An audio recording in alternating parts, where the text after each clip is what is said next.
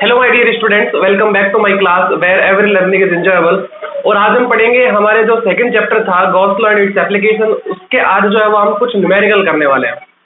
ठीक है, फिर इसके बाद में हम जो है नेक्स्ट लेक्चर से अपना नया चैप्टर स्टार्ट करेंगे, इलेक्ट्रिक पोटेंशियल।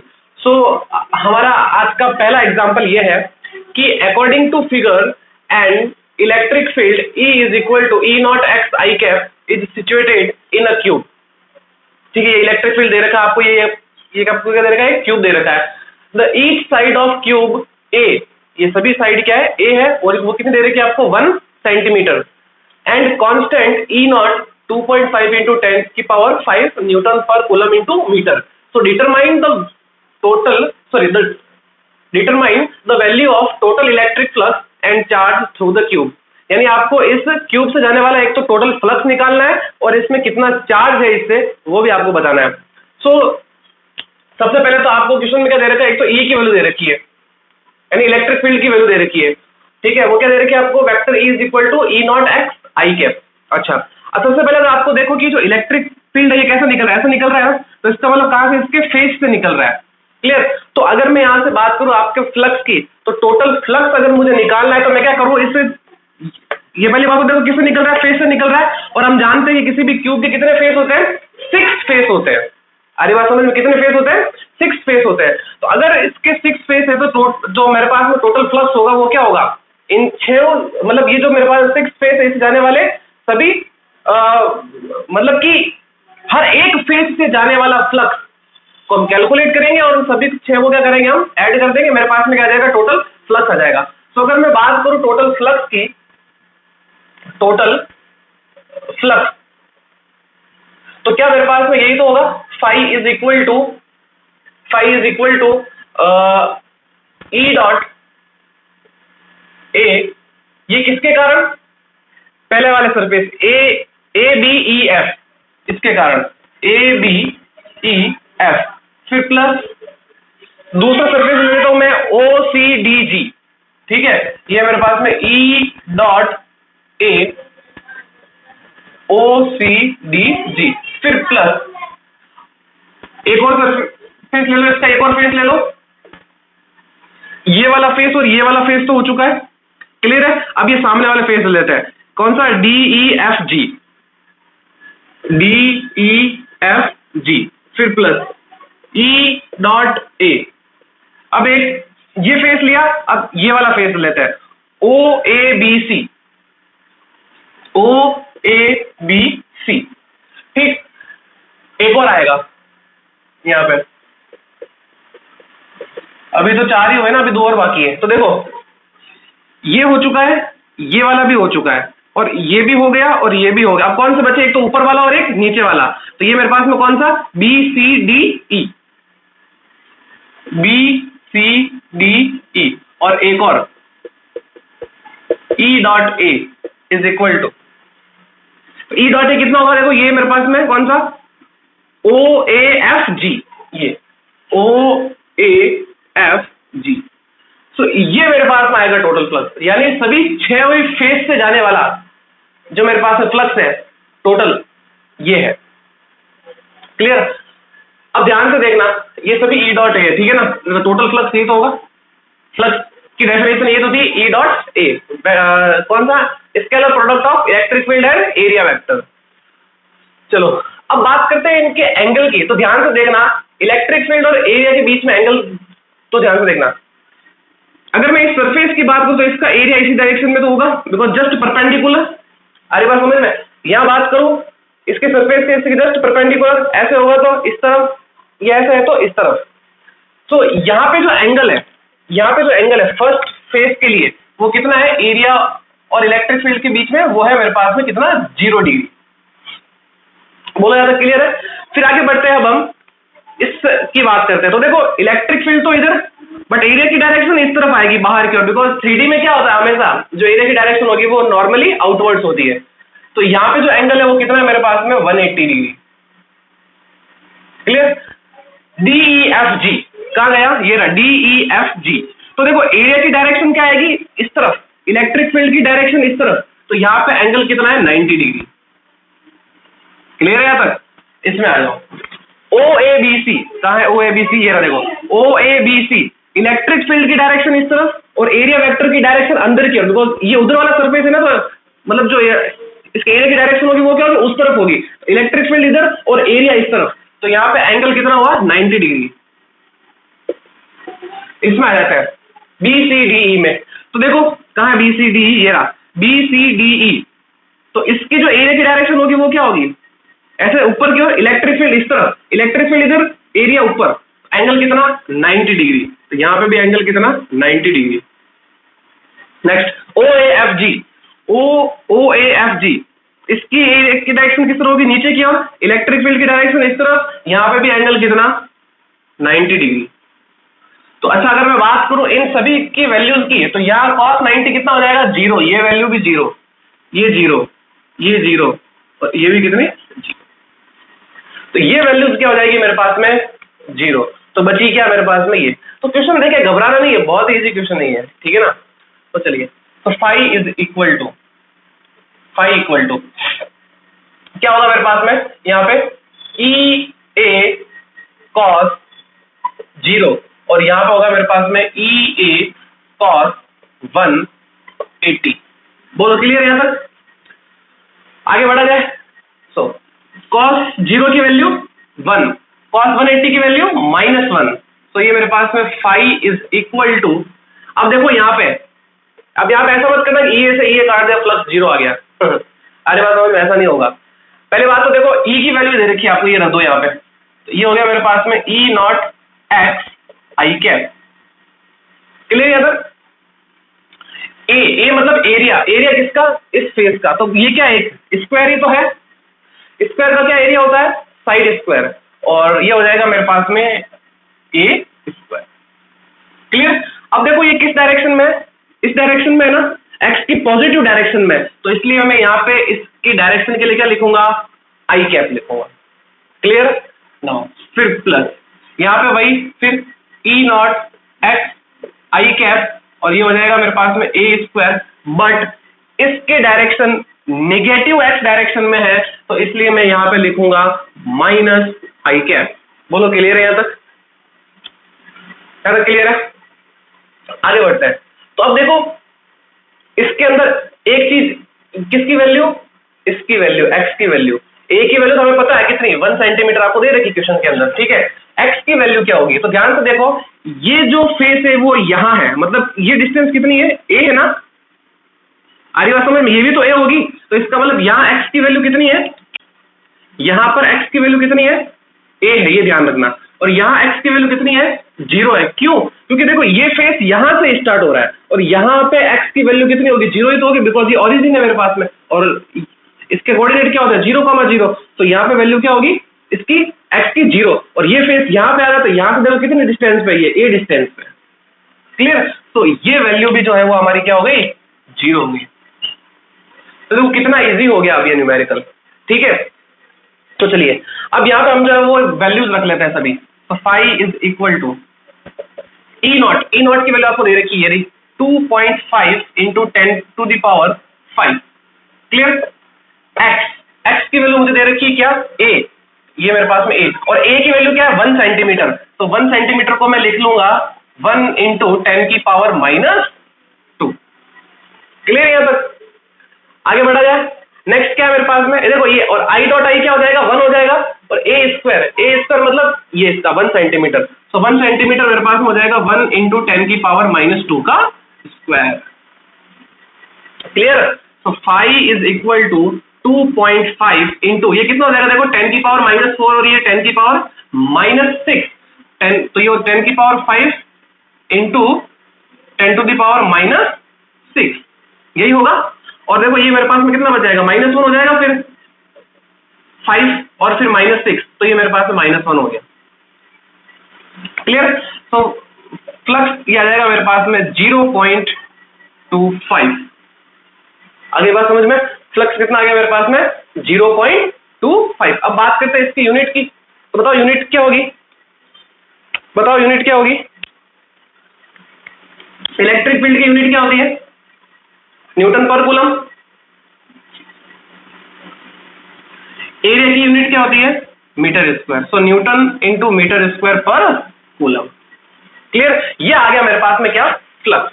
अब बात करते हैं कि एक और पूछा इसने क्या? चार्ज। तो चार्ज कितना होगा? तो चार्ज के लिए हम यहाँ पे क्या लगाएंगे? गॉस लॉ लगाएंगे, और गॉस लॉ के अकॉर्डिंग फ्लक्स इक्वल टू क्या होता है? Q upon epsilon naught. So Q is equal to phi into epsilon not.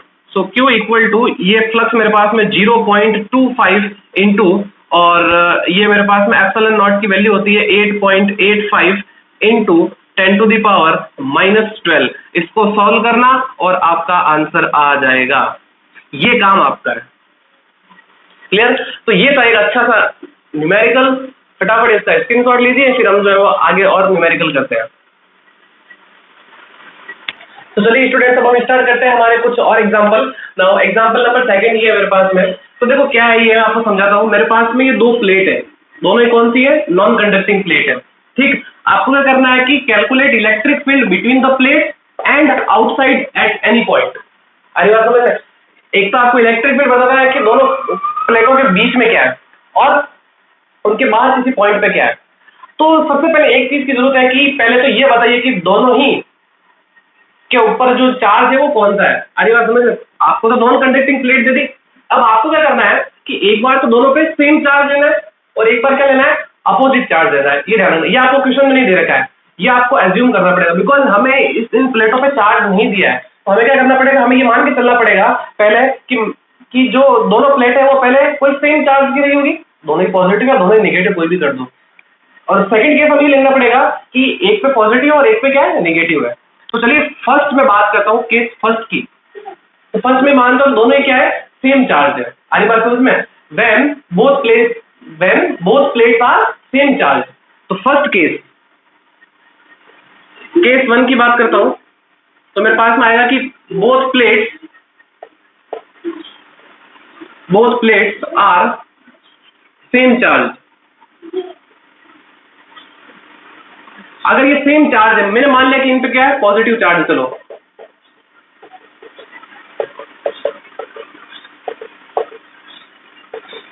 ये सेम चार्ज है। मैंने क्या किया? एक पॉइंट तो इनके बीच में सेलेक्ट कर दिया, इसको ए दे दिया, और एक पॉइंट यहाँ पे बाहर सेलेक्ट कर दिया, इसको मैंने बी दे दिया। क्लियर है? ठीक, इसको मैंने प्लेट नंबर 1 दे दिया, इसको मैंने प्लेट नंबर 2 दे दिया, सेम चार्ज कर दिया इनको। अब मैं बात करूं, इस प्लेट के कारण इस पॉइंट पे जो इलेक्ट्रिक फील्ड की डायरेक्शन होगी वो इस तरफ होगी। बोलो सही है? और इस प्लेट के कारण इस पॉइंट पे जो डायरेक्शन होगी वो इस तरफ होगी, E2। क्लियर? अब हमने गॉस लॉ पढ़ा था, सेकंड एप्लीकेशन यही थी, electric field due to non conducting sheet. तो नॉन कंडक्टिंग शीट के कारण जो इलेक्ट्रिक फील्ड था, क्या उसका फॉर्मूला यही तो आया था? Sigma upon 2 epsilon naught. और E2 के कारण भी क्या होगा? यही तो होगा, बिकॉज यहाँ पे डिस्टेंस पे तो कोई डिपेंड नहीं करती इलेक्ट्रिक फील्ड। ये तो फॉर्मूला आया था, सिग्मा अपॉन 2 एप्सिलॉन नॉट। तो अगर मैं बात करूं electric field at point P, electric field at point, sorry P नहीं A, तो वो मेरे पास में क्या होगा? E1 minus E2 is equal to, ये तो दोनों value, sigma upon 2 epsilon not minus sigma upon 2 epsilon naught. तो ये मेरे पास में कितना हो जाएगा? 0 हो जाएगा। क्लियर? अब बात करता हूं मैं इस बी पॉइंट पे। इस बी पॉइंट पे मैं इलेक्ट्रिक फील्ड की बात करता हूं, तो ध्यान से देखना, यहां से मैं इसको ऐसा लिख लूं, E1 is equal to E2, दोनों सेम है। अब देखो, इस प्लेट के कारण इस पॉइंट पे जो इलेक्ट्रिक फील्ड की डायरेक्शन होगी वो इस तरफ होगी, E1, और इस प्लेट के कारण इस पॉइंट पे जो इलेक्ट्रिक फील्ड होगी वो भी क्या होगी? इससे आउटसाइड ही होगी, ये E2। तो देखो दोनों की डायरेक्शन क्या सेम, दोनों इलेक्ट्रिक फील्ड क्या हो जाएगी? ऐड हो जाएगी। तो मेरे पास आ जाएगा ये E1 plus E2 is equal to sigma upon 2 epsilon naught plus sigma upon 2 epsilon naught is equal to sigma upon epsilon naught. दोनों को सम कर देंगे, 2 से 2 कट जाएगा, है ना, और फिर मेरे पास आंसर आ जाएगा सिग्मा अपॉन एप्सिलॉन नॉट। तो ये तो था मेरे पास में फर्स्ट केस।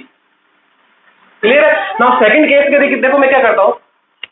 सेकंड केस के लिए तो दोनों ही प्लेटों को अब मैं जो है वो अपोजिट चार्ज करता हूं।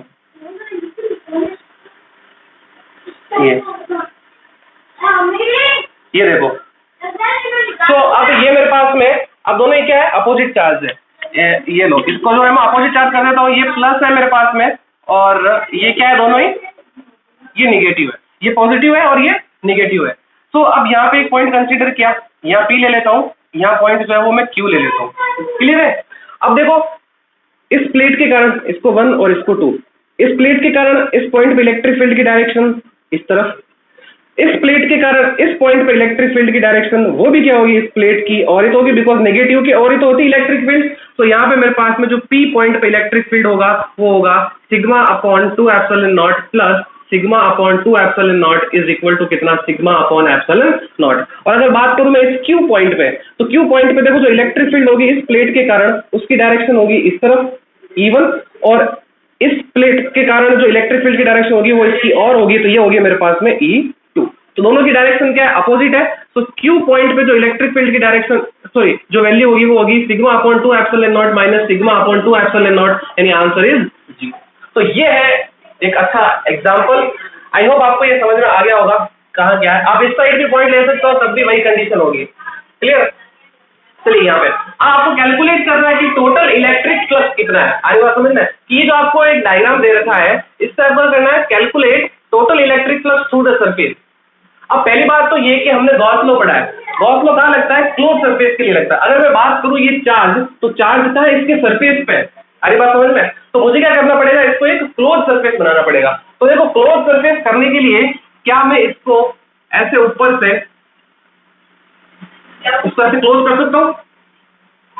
अगली बात समझ में, अगर अब मुझे लग रहा है कि ये पूरा क्या है क्लोज सरफेस और उसके अंदर क्या है ये चार्ज है, ठीक, और चार्ज का रखा है यहाँ पे देखो इनके सेंटर पे रखा है। तो अगर मैं बात करूं फ्लक्स की, तो फ्लक्स आप बोलोगे कि sir Q upon epsilon not ये होता है, बट ये आंसर नहीं है इसका। बिकॉज देखो ये जो फ्लक्स पास होगा वो क्या होगा, इसके आधे सरफेस पे तो पास होगा, इसलिए मैं इसको करूंगा डिवाइडेड बाई 2। ये है मेरे पास में flux phi is equal to Q by 2 epsilon not.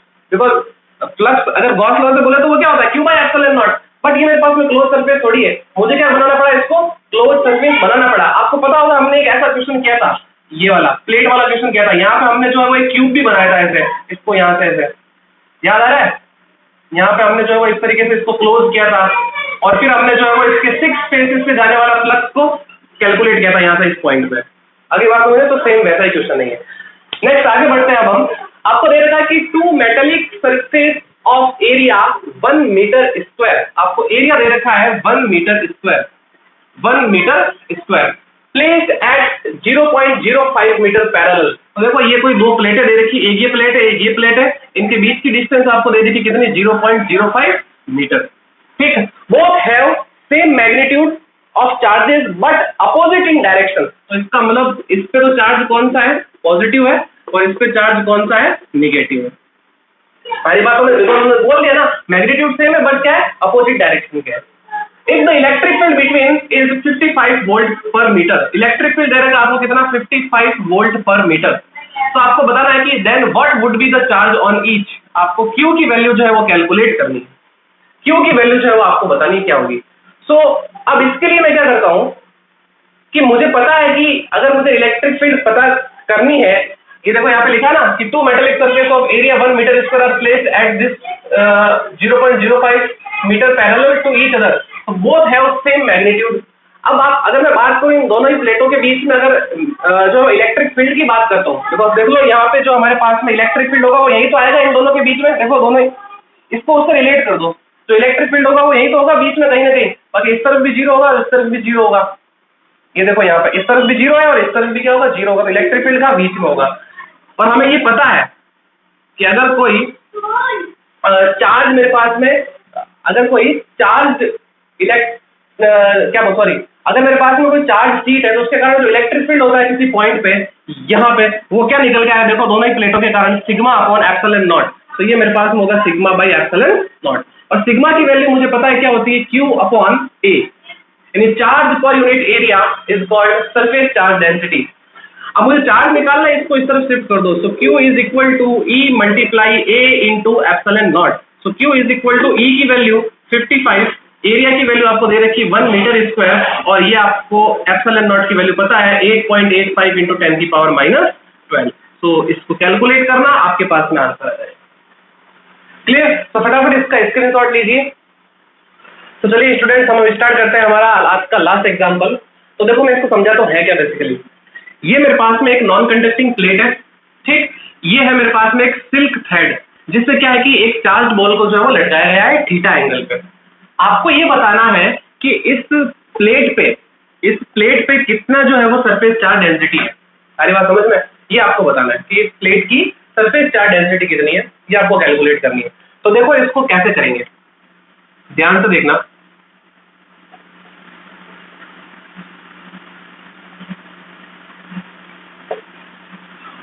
अब ध्यान से देखो, अगर इस बॉल को आपने ऐसे लटकाया है तो ये चार्ज है, तो इसका मतलब इसके कारण इस पे एक फोर्स लगेगा, बिकॉज ये भी चार्ज है, ये भी चार्ज है, एक दूसरे को फोर्स लगे। और मैंने ये कंसीडर किया कि इस पे क्या पॉजिटिव चार्ज है, मेनली ये मान के चलते हैं। नेगेटिव होकर इधर आ जाएगी बॉल, पॉजिटिव होकर उधर चली जाएगी बॉल। अगर ये पॉजिटिव चार्ज है, इसका मतलब इस पे इस तरफ एक फोर्स लगेगा F, वो क्या होगा QE, एक तो फोर्स होगा। ओके, अब बात करते हैं, अगर ये बॉल ऐसे लटकाई गई तो इसका मतलब एक ग्रेविटेशनल फोर्स भी तो है, वो भी क्या लगेगा, नीचे की ओर लगेगा, यानी इसका कुछ ना कुछ तो मास होगा इस बॉल का, वो क्या लगेगा, नीचे की ओर लगेगा। वो कौन सा लगेगा, mg। ठीक, ओके। अब एक चीज और, अगर मैं इसको थोड़ा सा ऐसे पीछे बढ़ाता हूं, तो अगर ये थीटा है तो बताओ ये एंगल भी कितना, थीटा, बिकॉज दो पैरेलल लाइन और एक लाइन अगर इसको काटते हुए जाए तो ये एंगल भी कितना होगा, थीटा होगा। अगर ये एक सिल्क की थ्रेड है, इसका मतलब यहाँ पे क्या लग रहा होगा, एक टेंशन फोर्स लग रहा होगा। सारी बात समझ में, टेंशन फोर्स लग रहा होगा। अब चूंकि ये तो क्या मेरे पास में एंगल पे है, तो मुझे क्या करना पड़ेगा, इस फोर्स को रिजॉल्व करना पड़ेगा दो इसके परपेंडिकुलर कंपोनेंट में। तो एक तो इसका परपेंडिकुलर कंपोनेंट इस तरफ आएगा और एक इसका परपेंडिकुलर कंपोनेंट इस तरफ आएगा। बोलो यहाँ तक क्लियर है? जिस तरफ थीटा होता है उस तरफ कौन सा कंपोनेंट आता है, कॉस का आता है। तो ये मेरे पास हो जाएगा टी कॉस थीटा, और इस तरफ कौन सा होगा, टी साइन थीटा। अब अगर ये बॉल यहीं पे ऐसे रुके रहे तो इसका मतलब क्या है कि ये फोर्स इसको इक्वल करेगा और ये फोर्स इसको इक्वल करेगा। क्लियर? तो डायग्राम से हमें ये पता चलेगा कि T sine theta is equal to QE और T cos theta is equal to mg। ये 1 और ये 2। अब क्या करो, इक्वेशन 1 को डिवाइड कर दो इक्वेशन सेकंड से। तो देखो टी से टी कट जाएगा, साइन अपॉन कॉस क्या हो जाएगा, tan थीटा, और यहां से मेरे पास में ये QE अपॉन mg। क्लियर? अब यहां पे जरूरत पड़ेगी हमें E की, बिकॉज मुझे क्या निकालना है, सरफेस चार्ज डेंसिटी निकालनी है ना। और ये नॉन कंडक्टिंग शीट है या प्लेट है, तो उसके कारण जो इलेक्ट्रिक फील्ड होती है, क्या वो यही तो होती है, E is equal to sigma upon 2 epsilon not.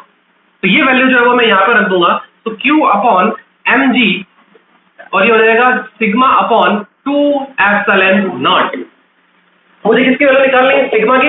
इन सबको उधर ट्रांसफर कर दो, आपके पास में सिग्मा आ जाएगा। तो ये हो जाएगा मेरे पास में, देखो 2 mg epsilon not tan theta upon Q। ये है मेरे पास में सरफेस चार्ज डेंसिटी। तो यहां से आपको ये भी पता चलता है कि जो सरफेस चार्ज डेंसिटी है वो tan थीटा के क्या है, प्रोपोर्शनल है। ये एक AIEEE का क्वेश्चन है जो 2005 के अंदर आया था। सही बात समझ में? ये AIEEE का क्वेश्चन था जो 2005 में आया था। क्लियर? वहां पे ये पूछा गया था कि ये जो सरफेस चार्ज डेंसिटी है वो किसके प्रोपोर्शनल है। तो आपको ऑप्शन दे रहे हैं कि आपको sine theta, cos theta, tan theta, और एक और ऑप्शन था कॉट थीटा। तो यहाँ क्या है, tan थीटा। तो आई होप आपको आज की क्लास में बहुत ही अच्छे से समझ में आया होगा। तो मिलते हैं नेक्स्ट वीडियो में, हम स्टार्ट करेंगे हमारा थर्ड चैप्टर जो है इलेक्ट्रिक पोटेंशियल। तब तक हंसते रहिए, मुस्कुराते रहिए, और चैनल को ज्यादा से ज्यादा लाइक करिए, शेयर करिए और सब्सक्राइब करिए। तो मिलते हैं नेक्स्ट वीडियो में, तब तक goodbye and thank you.